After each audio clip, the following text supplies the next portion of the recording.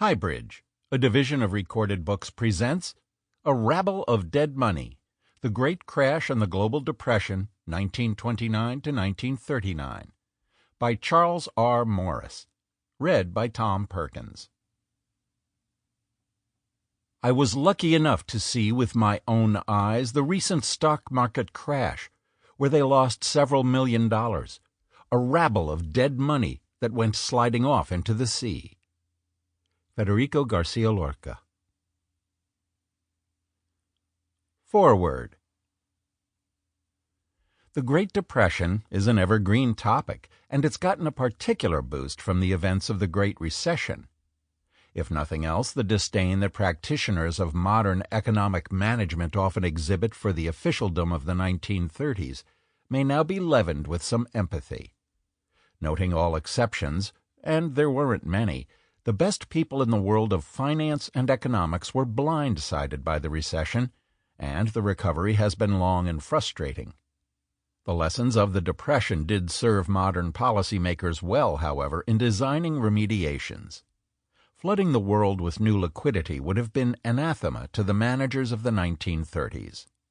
I understand the Great Depression as a world phenomenon with roots in World War I and its sequelae. The United States enjoyed the most successful economy, but signs of overheating were rife.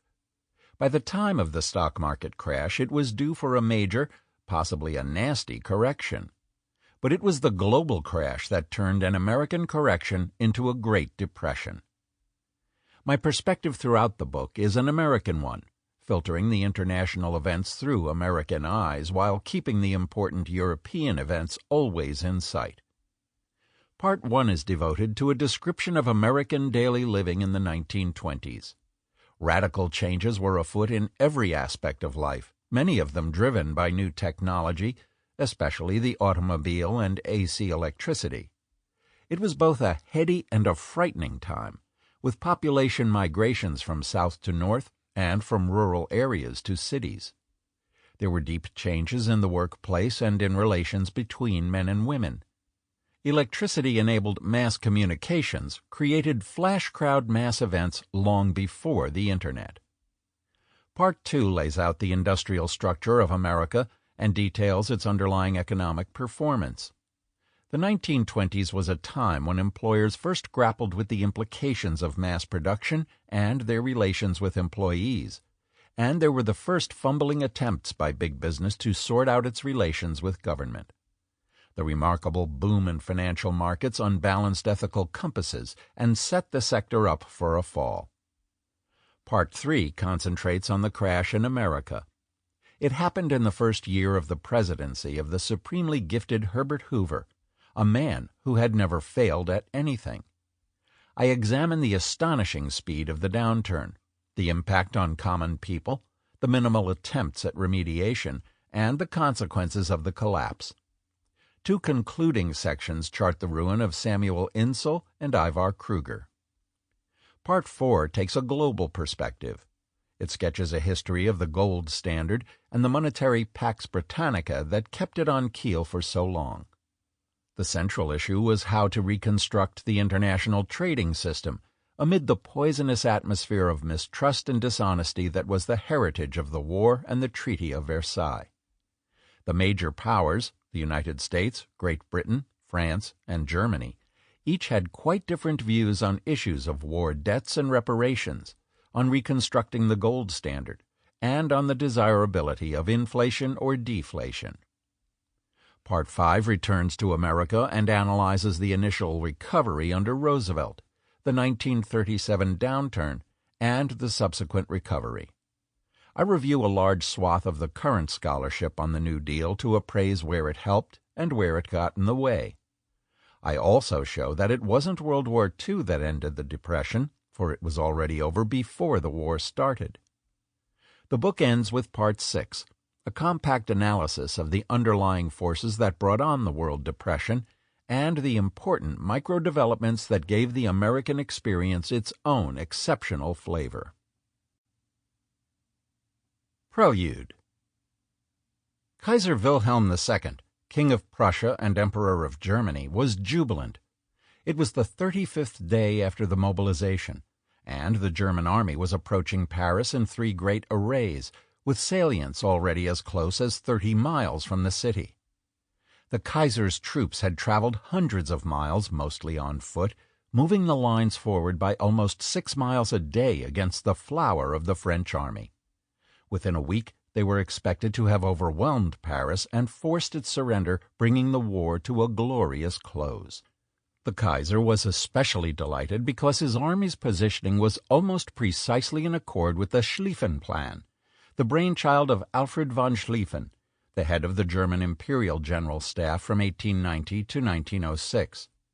Schlieffen had calculated that on or about the 40th day after the invasion of Belgium, France's ally Russia would have completed its mobilization and begun to attack in the east. With Paris fallen, Russia would likely withdraw rather than fight alone against the full power of the German war machine, which could be rapidly deployed to the east by railroad. In 1914, war planning was the prerogative of General Helmut von Moltke, the younger, the nephew of the great Helmut von Moltke the elder, who had masterminded the lightning 6-week victory in the Franco-Prussian War of 1870 to 1871, and preceded Schlieffen as chief of the General Staff. The elder Moltke believed that his stunning 1871 victory was not repeatable, in great part because the French had built such a strong system of fortresses from Verdun, just below the border with Belgium, south to Belfort, just above the northern border of Switzerland, effectively covering the approaches to France from German territory. Moltke was also one of the very few European commanders who had studied the American Civil War and understood how easily two armies with vast numbers of well-equipped troops might fall into a prolonged stalemate. Schlieffen was a brilliant tactician, but had a highly abstract conception of strategy, disdain for naval operations, and little feel for politics or the tug of nationalisms. He agreed with Moltke on the difficulties of attacking the formidable networks of French forts, and without apologies or compunction, developed a plan that depended on invading neutral Holland and Belgium to skirt the French defenses. German statesmen and generals, from the Kaiser on down, seem to have readily adopted the plan, while piously swearing that they never would invade a neutral country unless their enemy had already invaded it. But their behavior betrayed their intentions, for the National Railroad, which was essentially an arm of the military, was steadily reconfigured to support a massive movement of men and materiel to the Belgian and Dutch borders. As Winston Churchill pointed out in 1911, the great military camps in close proximity to the frontier, the enormous depots, the reticulation of railways, the endless sidings, revealed with the utmost clearness and beyond all doubt the German design. The Schlieffen Plan went through many iterations. The final version, the famous 1905 Memorandum, assumed that practically all the German striking power would be in the right wing. It would comprise 35 corps, about 1 million men, and would strike France from the north through Amiens to Paris. The plan was for an essentially one-front war, save for a covering force of 5 corps to protect the coal-rich Alsace-Lorraine region that the Germans had taken from France in 1871. Schlieffen paid no attention to the possibility that Great Britain might be compelled to join France in the face of brutal attacks on neutral countries, perhaps a symptom of his tin ear for politics. He also paid no attention to the Eastern Front, which was reasonable enough in 1905, given the string of Russian fiascos in the 1904-1905 Russo-Japanese War. Ignoring Russia was not possible in 1914, however, since the Tsar, with the help of France, had been diligently strengthening his military and had achieved several years of respectable industrial growth, although from a very low base. The military historian John Keegan has criticized the Schlieffen Plan for its rigidity and for its impracticality. Even in 1914, the German military did not dispose of the manpower that the plan required. Schlieffen himself had expressed his doubts on the adequacy of the attacking force. The marching times required for the extreme German right wing may have been impossible, and the timing of the attack took no account of the likely destruction of French bridges and rail lines. Schlieffen had insisted on an additional 8 corps for the right wing, about 200,000 men, but while they could be accommodated by the railroads to the German borders, transportation would probably fail once they crossed into the neutral countries. Schlieffen and his successor as chief, the younger Moltke, ignored those constraints. As Keegan put it, the extra 200,000 troops simply appear outside Paris, an example of the wishful thinking that he finds throughout the plan. The younger Moltke was not of the same fiber as his uncle. He was a fine staff officer, but openly admitted that he might not be up to the job of chief of staff. "I lack the power of rapid decision," he said. "I am too reflective, too scrupulous, or if you like, too conscientious for such a post. I lack the capacity for risking all on a single throw." He has been savagely criticized for his departures from the master plan, and the fairness of such criticisms is still debated today.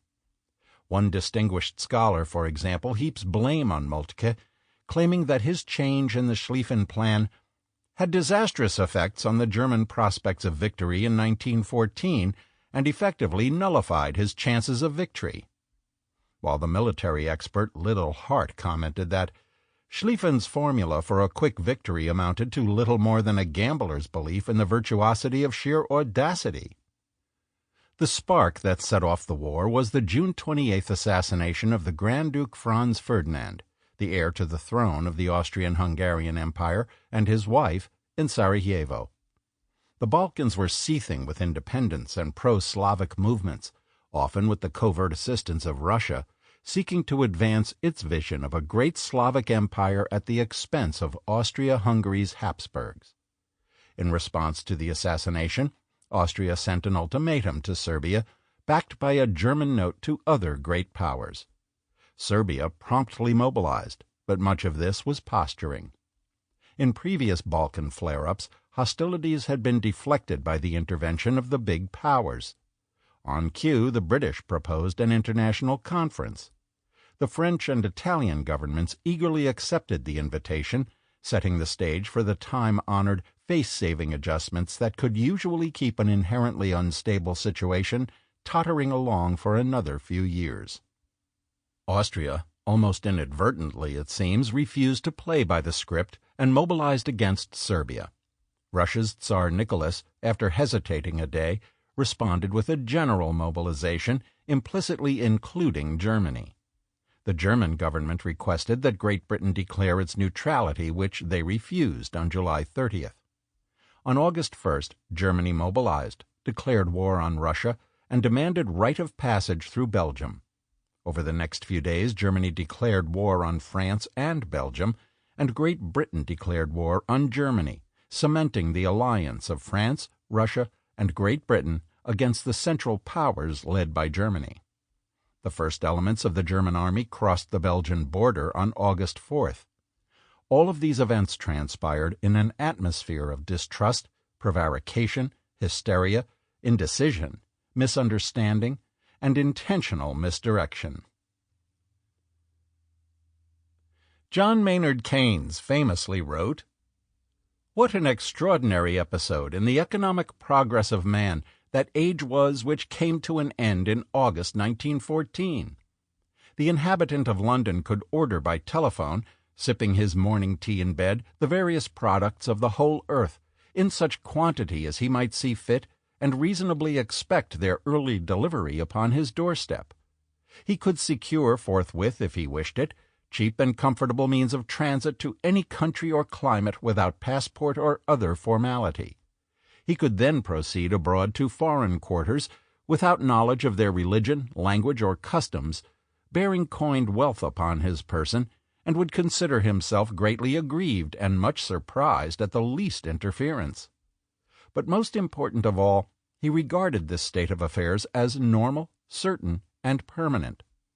The projects and politics of militarism and imperialism, of racial and cultural rivalries, of monopolies, restrictions, and exclusion, which were to play the serpent to this paradise, were little more than the amusements of his daily newspaper, and appeared to exercise almost no influence at all on the ordinary course of social and economic life.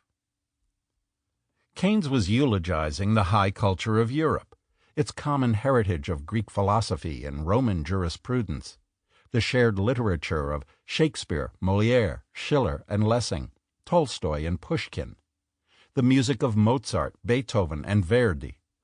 Reminders of the ancientness of the common culture were everywhere, in the great cathedrals and castles, and in the universities. Although most countries still had kings and queens, they usually ruled in accommodation with somewhat representative parliaments, amid slow but steady expansion of the franchise. There was an inchoate but growing attention to social insurance, the legacy of Germany's great Chancellor Otto von Bismarck. A glittering international cafe society dazzled with its wit, its taste, its curiosity.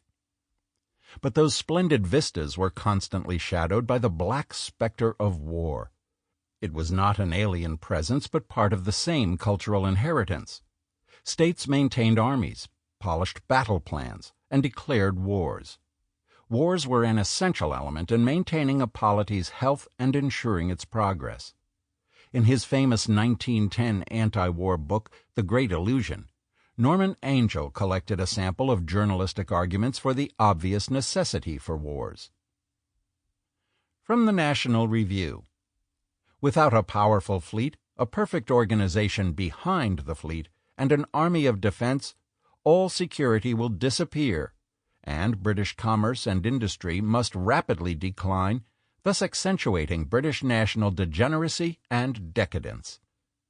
From the Fortnightly Review: does any man who understands the subject think there is any power in the world that can prevent Germany from now closing with Great Britain for her ultimate share of overseas trade? This is behind all the colossal armaments that indicate the present preparations for a new struggle for sea power. From the London World: Great Britain exists by virtue of her foreign trade and her control of the carrying trade of the world. Defeat in war would mean the transference of both to other hands, and consequent starvation for a large % of wage earners. And from Blackwood's magazine: we appear to have forgotten the fundamental truth that the warlike races inherit the earth, and that nature decrees the survival of the fittest.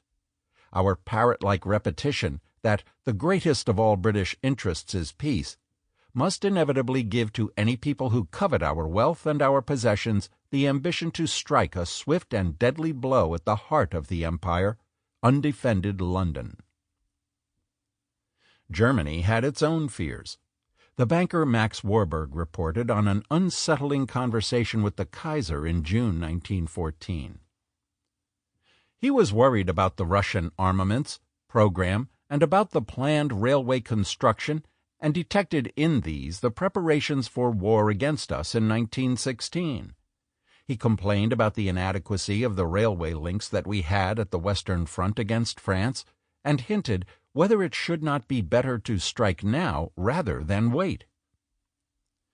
Warburg decidedly advised against this, citing British domestic politics, French military and financial problems, and the backwardness of the Russian military.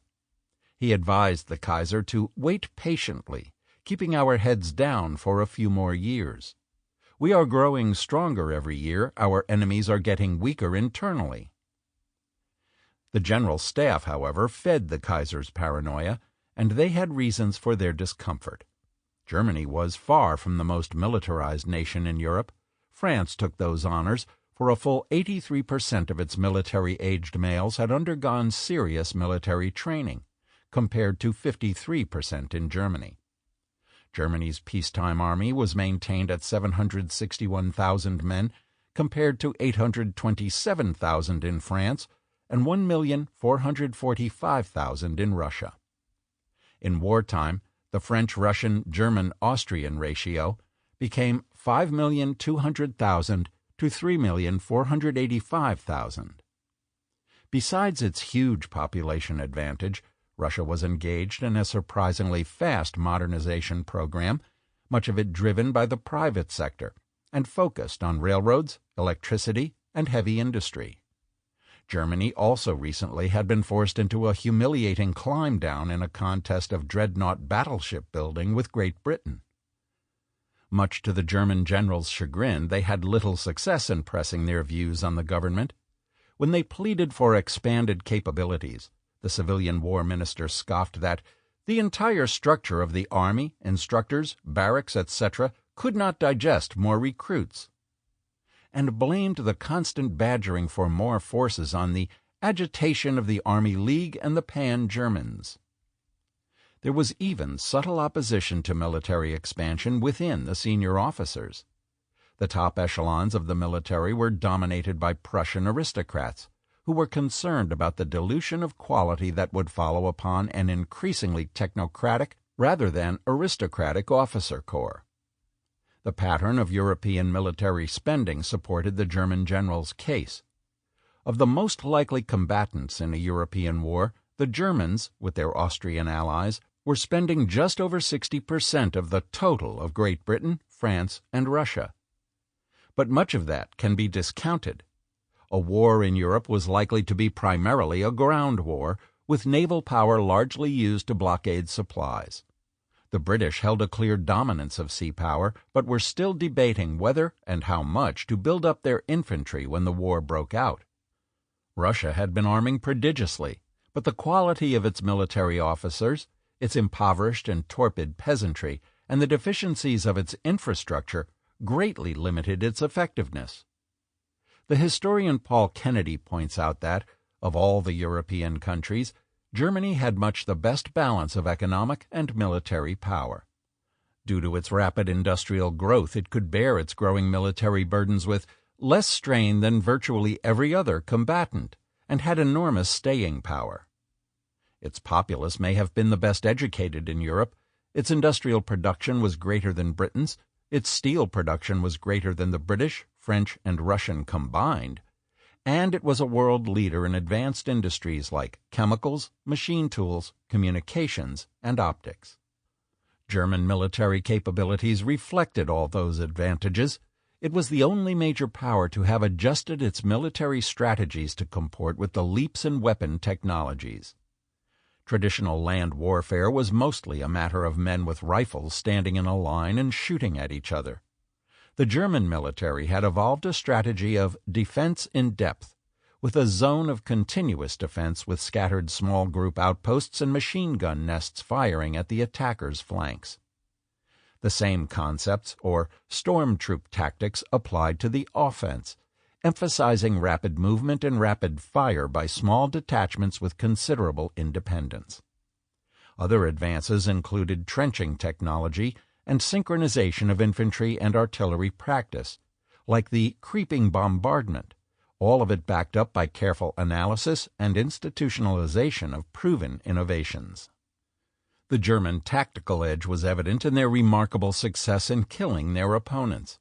Over the course of the war, 5.4 million combatants on the Allied side lost their lives, with the great majority killed by the enemy, while the Central Powers, Germany and Austria, lost 4 million, for a 35% net body count advantage. British statisticians had even higher figures, showing a 50% advantage for the Germans, although some of that difference doubtless stemmed from the Allies' penchant for mass attacks. One day's battle at the Somme River, a British assault under Field Marshal Douglas Haig, cost the British 60,000 casualties, against 8,000 for the Germans. When the German armies came pouring across the Belgian border, they met a populace ready to fight. The system of forts at Liège and Namur guarding the Meuse River crossings were formidable obstacles. The Liège system was 25 miles in circumference, with most of the buildings underground, disposing of 12 equally spaced forts with 400 heavy guns, with the whole protected by a 30-foot deep moat.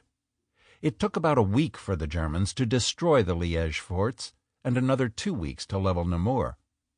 The decisive weapons were 4 massive new artillery pieces, 2 from Krupp and 2 from the Austrian Skoda, each more powerful than those on dreadnought-class battleships. Once they had secured their passage, the Germans descended on the civilian population with vindictive fury. more than 1,000 Belgian civilians were systematically massacred. The nadir of their revenge came on August 25th, when the Germans torched the leafy university town of Louvain, the Oxford of Belgium, and its priceless trove of ancient manuscripts. The French had a war strategy of their own.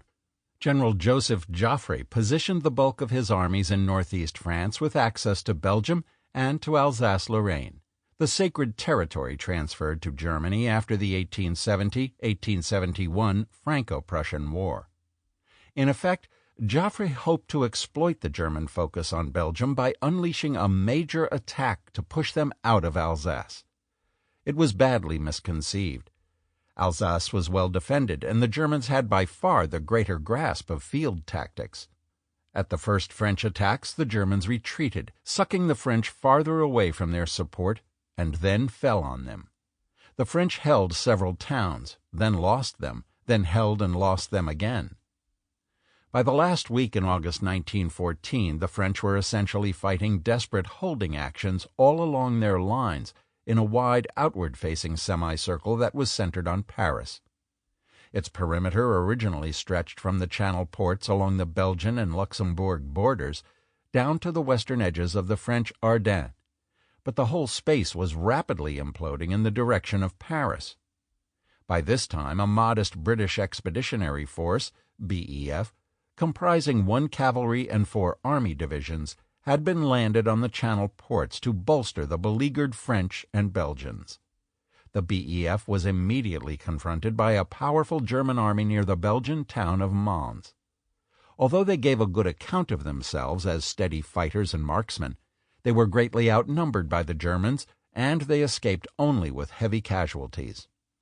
In the first 2 months of the war, the French suffered 329,000 killed in battle, a toll that rose to 500,000 by the end of 1914.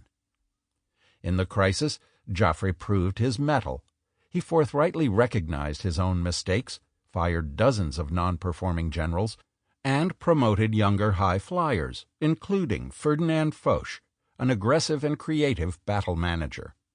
Strategically, Joffre went into full retreat mode with marching men carrying 60-pound packs and covering as much as 16 to 20 miles a day.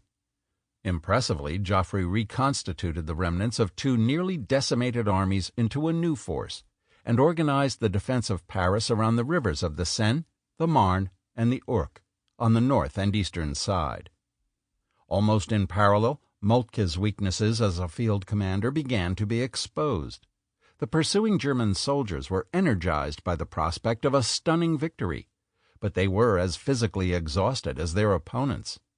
As their supply lines lengthened, their fighting ranks dwindled as they were redeployed in securing their rear, pacifying the civilian populations, and managing prisoners. It was at that point, in the midst of the drive toward Paris, that Moltke, feeling victory was assured, detached 2 corps, at full strength about 70,000 men, for service in the east against Russia. This was not necessarily a violation of the Schlieffen Plan, as many commentators have had it, for Russia had mobilized with surprising speed. 2 separate massive armies entered East Prussia on August 15th and August 22nd, well ahead even of the French concentration of forces in the west. Worse, the Germans got badly pounded in an early artillery battle, and the commander in the east was showing signs of panicking. But a more confident commander than Moltke might have recognized the folly of endangering the essential goal of a quick victory in France for the sake of a minor reverse in a fringe area. Moltke had also never been known for his skill in large-scale force management, and he clearly muffed the management of his forces closing on Paris around the Marne River. He failed to intervene in a dispute between 2 commanders, Karl von Bülow and Alexander von Kluck, that resulted in a glaring 30-mile gap between their forces. Even worse, Moltke and his staff seem to have been unaware of Joffre's repositioning of his forces. When Kluck was finally ordered to take his proper position, which would have closed the gap, he unwittingly exposed his flank on the Paris side to a large French army which attacked vigorously. Kluck escaped, but it was a near thing. Bülow then maneuvered to help Kluck and came under attack by another repositioned French force, which widened the German gap to 40 miles. Sample complete. Ready to continue?